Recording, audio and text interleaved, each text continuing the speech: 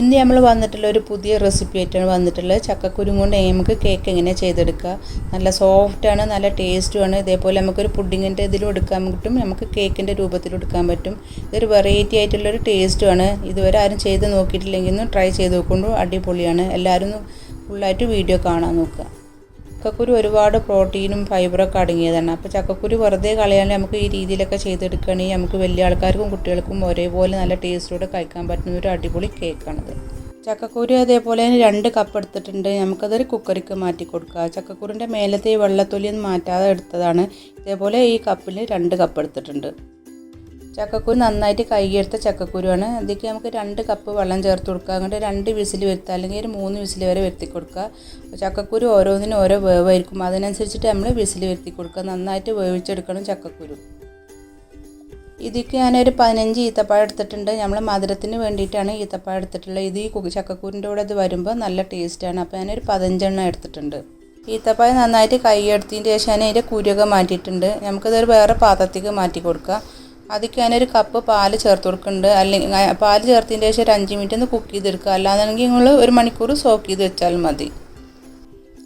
ഈത്തപ്പഴത്തിൽ ഞാൻ പാൽ ഒഴിച്ചതിന് ശേഷം ഞാൻ ഒരു 5 മിനിറ്റ് ഇങ്ങനെ കുക്ക് ചെയ്തെടുക്കുന്നുണ്ട്. പെട്ടെന്ന് ഈത്തപ്പഴം നന്നായിട്ട് സോഫ്റ്റായിട്ട് വരാൻ വേണ്ടിയിട്ടാണ് ഞാൻ അതേപോലെ നമ്മൾ ചെയ്തെടുക്കുന്നത്. സമയമുള്ള ആൾക്കാരാണെങ്കിൽ 1 മണിക്കൂർ ഇതേപോലെ പാലിൽ നമ്മൾ സോക്ക് ചെയ്ത് വെച്ചാൽ മതി. നന്നായിട്ട് സോഫ്റ്റായിട്ട് വരും ചെയ്യും. നമുക്ക് പെട്ടെന്ന് റെഡിയാക്കണം എന്നുണ്ടെങ്കിൽ ഈ രീതിയിൽ നമ്മൾ ചെയ്തെടുക്കുകയാണെങ്കിൽ പെട്ടെന്ന് നമുക്ക് റെഡിയാവും ചെയ്യും, നല്ല സോഫ്റ്റായിട്ട് വരും ചെയ്യും.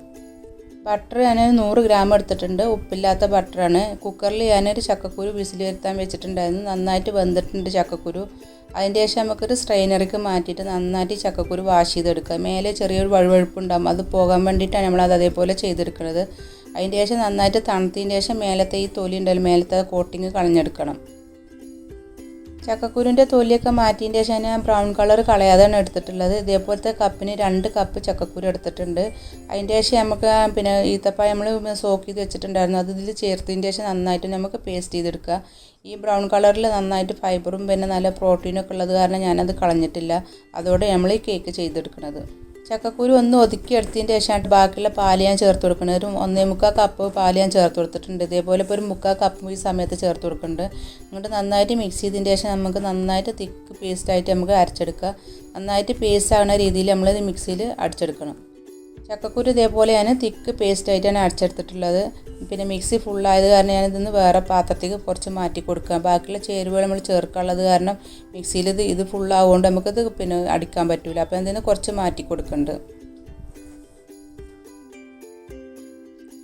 ചക്കക്കുരു നമ്മൾ മിക്സിയിൽ അരച്ചെടുക്കുന്ന സമയത്ത് നല്ല തിക്ക് പേസ്റ്റായിട്ട് നമ്മൾ അരച്ചെടുക്കണം. തീരെ തരില്ലാത്ത രീതിയിൽ നമ്മൾ നല്ല പേസ്റ്റ് രീതിയിൽ നമ്മൾ അരച്ചെടുക്കണം. എന്നാലും നല്ലൊരു കേക്കായിട്ട് വരുള്ളൂ. അതിൻ്റെ ശേഷം നമുക്ക് 4 മുട്ട ചേർത്ത് കൊടുക്കുക. ഞാനൊരു മീഡിയം സൈസ് 4 മുട്ട ചേർത്ത് കൊടുക്കണം. അതിൻ്റെ ശേഷം ജസ്റ്റ് ഒന്ന് നമുക്കൊന്ന് അടിച്ചെടുക്കാം.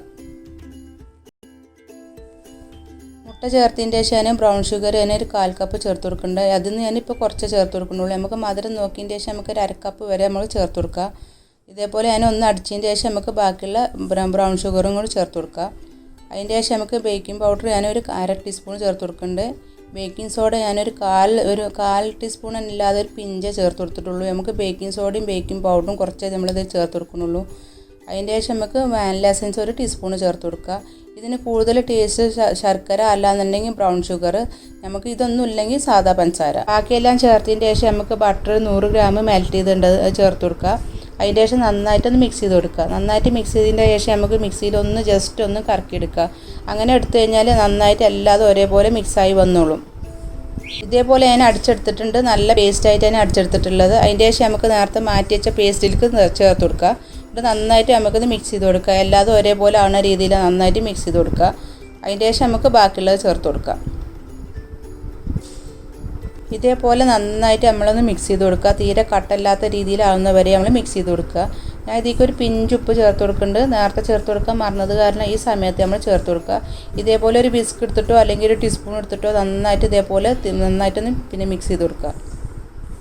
ഇതിലേക്ക് ഞാനൊരു 1/4 കപ്പ് ബ്രൗൺ ഷുഗർ ചേർത്ത് കൊടുക്കുന്നുണ്ട്. കുറച്ച് മധുരം കുറവുണ്ട്, ഈ സമയത്ത് ഞാൻ ചേർത്ത് കൊടുക്കുകയാണ്. അതിൻ്റെ ശേഷം ഇതേപോലെ നന്നായിട്ട് മിക്സ് ചെയ്ത് കൊടുക്കുക. ഇതിലേക്ക് ബ്രൗൺ ഷുഗറോ അല്ലെങ്കിൽ ശർക്കര വരുമ്പോഴും നല്ല ടേസ്റ്റ് ഉള്ളൂ. നിങ്ങളെ കയ്യിൽ ഏതാച്ചാൽ അത് രണ്ടും ആണെങ്കിൽ ചേർത്ത് കൊടുക്കുക, അല്ലെങ്കിൽ പഞ്ചസാര ചേർത്ത് കൊടുക്കുക. അതിൻ്റെ ശേഷം ഇതേപോലെ നന്നായിട്ടൊന്ന് മിക്സ് ആക്കി കൊടുക്കുക. ഇതേപോലെ തന്നെ ഒരു ബേക്കിംഗ് ട്രേ എടുത്തിട്ടുണ്ട്, ഒരു സ്ക്വയർ ആയിട്ടുള്ളത് എടുത്തിട്ടുള്ളത്. നന്നായിട്ട് ബട്ടർ പുരട്ടിയതിന് ശേഷം നമുക്ക് ഒരു ബട്ടർ പേപ്പറും വെച്ച് കൊടുത്തിട്ടുണ്ട്. അതിൻ്റെ ശേഷം നമുക്ക് അതേപോലെ നന്നായിട്ട് മിക്സ് ചെയ്തതിന് ശേഷം നമുക്ക് ഈ ബാറ്റർ ഒഴിച്ചു കൊടുക്കാം. കുരുവിൻ്റെ കേക്ക് നല്ല ടേസ്റ്റ് ആട്ടോ, നല്ല സോഫ്റ്റാണ്. നമ്മൾ ഈ ഒരു പുഡിങ്ങിൻ്റെ ഇതിലെടുക്കുക, നമുക്ക് കേക്കായിട്ട് എടുക്കുന്നത്.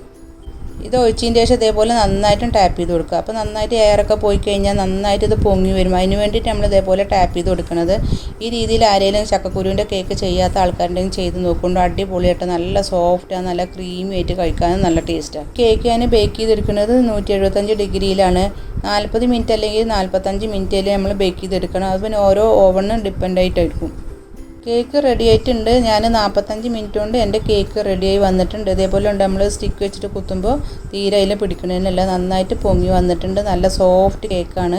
ഇതേപോലെ നമ്മൾ ബേക്ക് ചെയ്ത് വന്നാൽ വരുന്നത്.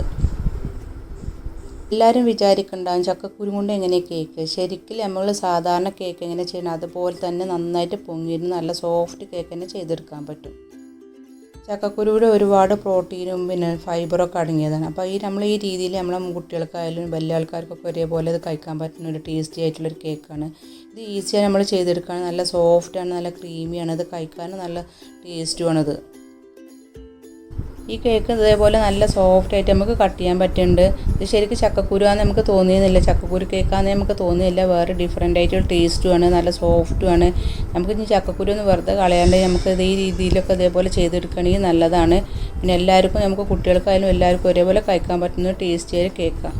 നമ്മൾ കഴിക്കുമ്പോൾ നല്ല സോഫ്റ്റാണ്, നല്ല ക്രീമിയാണ്. ഇത് കഴിക്കുമ്പോൾ നമുക്കത് കേക്കായിട്ട് എടുക്കുക, നമുക്ക് പുഡിങ്ങിൻ്റെ ഇതിലും എടുക്കുക. രണ്ട് രീതിയിൽ നമുക്കിത് ഉപയോഗിക്കാൻ പറ്റുന്ന ഒരു സോഫ്റ്റ് ആയിട്ടുള്ളൊരു പുഡിങ് കേക്കാണിത്.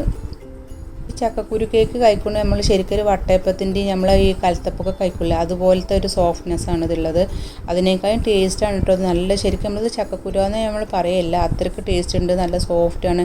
വേറെ ഡിഫറെൻ്റ് ആയിട്ട് ടേസ്റ്റ് നമ്മൾ ഈത്തപ്പഴം ശർക്കരയൊക്കെ വന്നുകൊണ്ട് നല്ല ടേസ്റ്റ് അതിന്.